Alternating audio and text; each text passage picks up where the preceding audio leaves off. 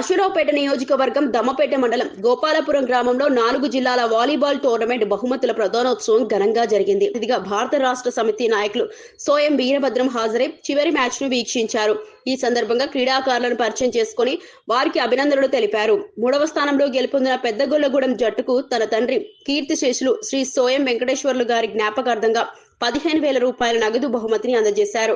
అనంతరం సోయం వీరభద్రం మాట్లాడుతూ క్రీడల ద్వారా స్నేహభావం, మానసిక ఉల్లాసం ఏర్పడతాయని చెప్పారు.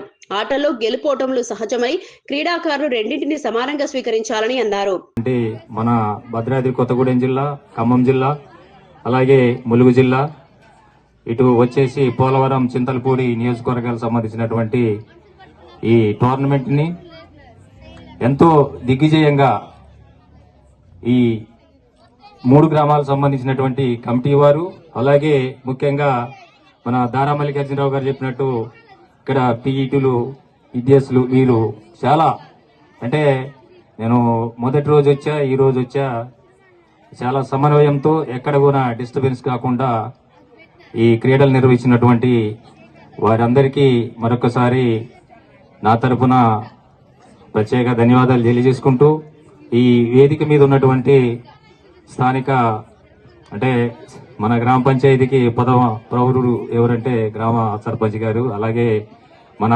నాగభూషణం గారు, అలాగే మాజీ సర్పంచ్ గారు మన పాశ్యం సుగుణ ప్రసాద్ గారు, అలాగే వార్డు మెంబర్ గారు, అలాగే మన దమ్మపేట వైస్ సర్పంచ్ గారు మాజీ దారా మల్లికార్జునరావు గారు, అలాగే ఇంకొక మాజీ ఎంపీపీ గారు మన దారా మల్లికార్జునరావు గారు, అలాగే మన ఆదివాసీ నాయకుడు, ఎక్కడున్న ఆదివాసీ సంబంధించినటువంటి వాటిలో మేమందరం పార్టిసిపేట్ చేసిన చాలా సందర్భాలు ఉన్నాయి. మన రావు సీనన్ గారు, అలాగే ఇంకొక సీనియర్ నాయకుడు మన పర్వతనేని ప్రసాద్ గారు, అలాగే ఇక్కడ వేదిక మీద ఉన్నటువంటి ముఖ్యంగా ఈ వాలీబాల్ టోర్నమెంట్ లో మొన్న కొన్ని మేమిద్దరం ఆడితే ఇంకా సీనన్నకి, ఎర్లగడ్డ సీనన్నకి ఇంకా బాగా మంచి షాట్స్ కొడతా ఉన్నారు. అలాంటి వారి కోచ్ గా కొన్ని సలహాలు తీసుకోవాల్సిన అవసరం కూడా ఉంది ఇంకా యూత్ కి. అలాగే దమ్మపేట వైస్ సర్పంచ్ గారికి అందరికి ప్రత్యేక ధన్యవాదాలు తెలియజేసుకుంటూ